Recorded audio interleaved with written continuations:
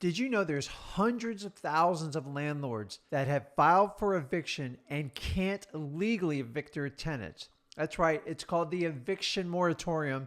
And in this video, I want to explain to you how it's affected real estate business and what you can do to protect yourself. My name is Rick Ginn, and this is the Flip with Rick channel. Hey guys, it's Rick Ginn with Flip with Rick. And before I get into this video, I need you to go ahead and hit that like button, hit that subscribe button so you can hear more great videos just like this. So unless you've been living on a rock, you guys know there is current legislation on the books right now to protect renters. But the true reality of the situation is most U.S. courts aren't even hearing any type of eviction cases because they don't want to decide what's COVID and what's not. So the mandate right now says if you're a tenant, if you're a tenant and you lost your job or you got seriously affected by COVID-19, you legally cannot be evicted by your landlord through the court system. And that is true. But we are right now under a block through the end of March 31st, 2021. So what do we do and how do we manage this? So let's just dive into it. What does this mean for wholesaling real estate and the things you can do to help you out? So first thing is you got to understand if you're in wholesaling business, you are going to deal with tenants. We deal with them all the time. And you hear about, hey, I need to evict this. I got a really bad tenant. They trashed the house or they're not paying the rent. Guys, you guys already know that story. We are targeting people. We used to target the eviction list, but it's almost nil to none. So as of right now, if your tenant contracts COVID or loses their job due to the pandemic, the landlord right now legally cannot evict them. And this has been going on, well, almost up to a year right now. So you're probably saying, Rick, what do I do? How's this going to affect my wholesaling business? So let's walk through it. The first thing is do what you normally do. Don't stop doing it. Just keep pressing forward. You just need to be hyper aware if there is a tenant in place on the property, and especially if the property's not in good shape and the tenant's not paying, it is going to have an effect on your transaction. That's fine if you know it up front and you're going into it. That's great. I'm going to teach you how to price it in your transaction. So let's walk through what you can do to protect yourself. So the first thing I want you to completely understand is verify the lease. So you know you have a tenant in there. Don't assume anything the landlord tells you is the truth. 9 times out of 10, they're selling you the property because the landlord's paying a ridiculously low rent, or it's in bad condition, or they're not paying you rent at all. So expect it. So the first thing you do is you're going to ask for a lease. First, ask the landlord. 9 times out of 10, they'll give you a couple pages of it or something like that. You want to find out how much they're paying in rent and the terms and verify the information.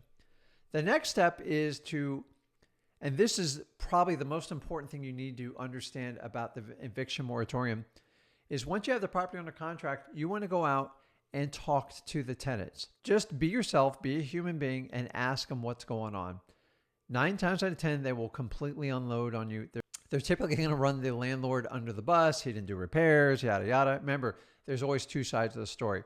Your job is to verify what the landlord's telling you to what the renters are telling you. You can verify the rental amount, the terms, how often they've paid it, and also understand that you need to know how long the lease is.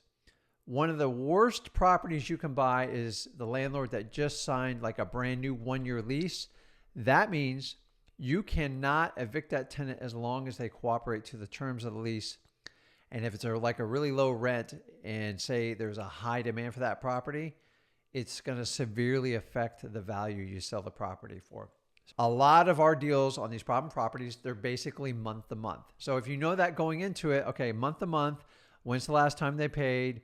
And usually if they have an issue with COVID or they're not paying the rent, they're going to tell you right then and there. Now, if the tenant's difficult and they tell you they're never paying the rent and they tell you you're not evicting me, you have been warned.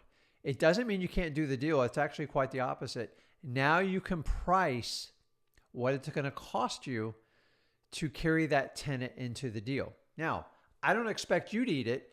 Our job is to assign that to a buyer, if you want to quick flip it, sell it, however you decide to do it, is you have to price that tenant in there, because odds are if the ban goes on for another 4 to 6 months, right there, you got to figure out what the cost of the rent. So let's just do simple math here. If it's going to take 6 months to get them out before you could get a court action, 6 months, $1,000, $6,000, plus you need to add another month or two, figure $8,000. I'm going to go ahead and give that property a $10,000 to $15,000 discount right offhand. You know what I'm going to do with that discount? I'm going to pass it on to my new buyer. And it's important you get the discount from the landlord up front. You present the facts to them. Do not let the moratorium affect your bottom line. Just get a deeper discount. He knows he's got difficult tenants. You're there. They know they're difficult. And the idea is to sell that property with the tenant in place and give your buyer the discount so he can ride them out through the moratorium. Guys, that's the secret in this. The people that are completely avoiding buying during this pandemic are missing really the greatest opportunity. And by the way, you don't have to stop at a $10,000 or $15,000 discount. If the property's in disarray and the renters aren't paying the landlord, it is a great opportunity. To be honest with you, it's one of our best opportunities to buy the properties. So when you deal with the landlord's tenants, what you want to do is bring just a notepad and paper, and you want to write down. And what I do is have them write down the lease, last time they paid, the rental amount, and that it's month to month. And then I'll date it and I'll actually have them sign it. And guys and gals, what you have just done is you basically created an affidavit so they can't go backwards on you. Lawyers call this what they call an estoppel letter. It's just a fancy word for a verification of facts from both parties with a signature on it. Now I'm going to take this affidavit, estoppel, whatever you want to call it, it's all the same. And I'm going to bring it back to the landlord and present the facts to him. And from there, I'm going to ask for my discount. And guys, we still buy properties during this. Actually, it's one of your greatest opportunities to buy. Problem tenants create a problem for that landlord. They don't create a problem for you as long as you price them in. So make sure you get the rental history on both sides of the transaction, meaning the tenant and the landlord.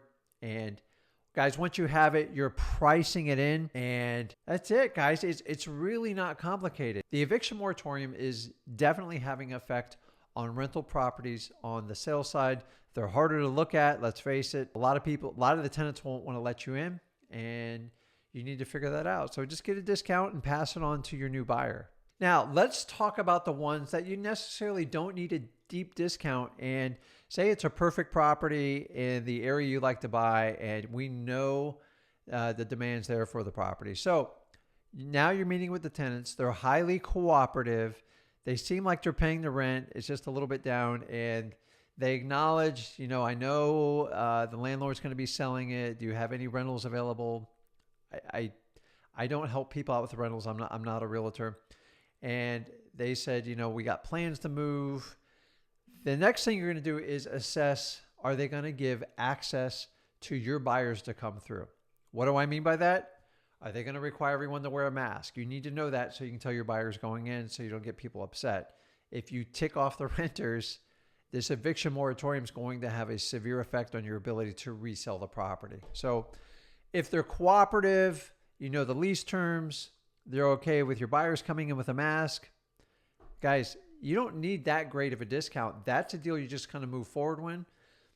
Worst case scenarios, just so you guys know, you can try to negotiate with the tenant once you have it under contract to give like a cash for keys. And cash for keys is simply, I'm going to give you some cash, you're going to give me the keys, and we're all going to be happy when you leave. How much is cash for keys? Can be anywhere from $300 up to $1,000.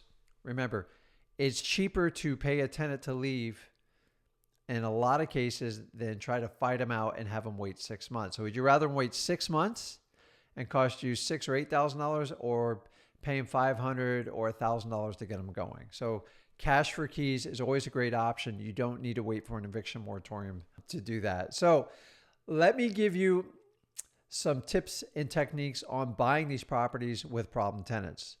And this is kind of common sense, but it works. So if you have a problem tenant and you've identified they're not paying the rent, they're not going to let anybody show the property, and it could take you up to 6 months to evict them, Go ahead and write the contract and just put in the contract upon tenant vacating the property. And you can put that in there. Now, if you come with agreement with the landlord to buy it and that clause is in there and they won't take a discount for that tenant, just leave it under contract with that. Just make sure you have a longer inspection period and a longer, but the clause that the tenant must vacate to close on this property is going to extend that contract a long time. So he can either give you a discount to go ahead and close with that one, or you can just wait it out. I have properties right now under contract waiting for tenants to move out that's been under contract probably 4 or 5 months. I don't care if I come back and get money in 3 or 4 months. It doesn't matter to me. I want to get it now, but it's still a good deal and the landlord won't take a discount. Guys, go ahead and write it in there. Just put on there, upon tenant vacating, we'll close on the property. It is a condition of your contract. It's perfectly legal. You're disclosing it. 9 times out of 10, they'll get tired of waiting you out and they say, listen, can you just buy it with the tenant in it? Absolutely. But here's the price I have to do it at, and price it out. It's really that simple. Make sure you put your contract close dates. If the tenant's going to move out in like 3 months, put up there on or before 90 days, and upon tenant vacating, you'll close. So 2 simple little clauses that will help you lock up properties. The last thing I want you to do is have to take a discount because you took on a bad renter, or you didn't get a good enough discount because you weren't aware of the renter. So guys, using these 2 extension clauses, tenant vacating upon closing, and put your extensions up to 90 days. And then if you want, you can actually put in the additional terms, tenant does not vacate, the contract gets another 90-day extension. So you're not going back and constantly getting extensions.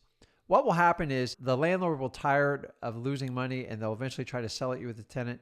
The key is just make sure you get the discount. And remember, that discount, you're just going to pass it off to your buyer because you do not want to own that property with the tenant not paying. That is the worst case scenario, and I never recommend that. And that's not really part of anybody's wholesaling plan. So it is a huge opportunity.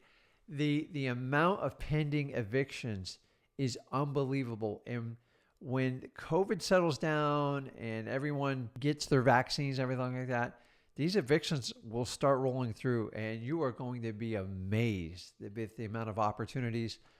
Remember, it doesn't matter if you have a pandemic or a financial crisis. Make sure you do verification on the landlord side and the tenant side.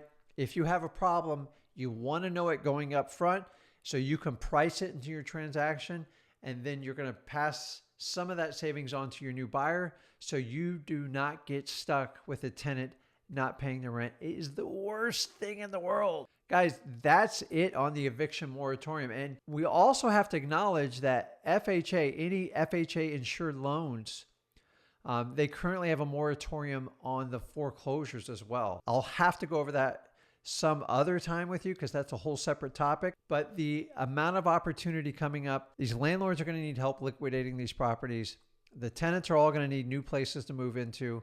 Why don't you go ahead and take advantage and implement this into your wholesaling real estate operations?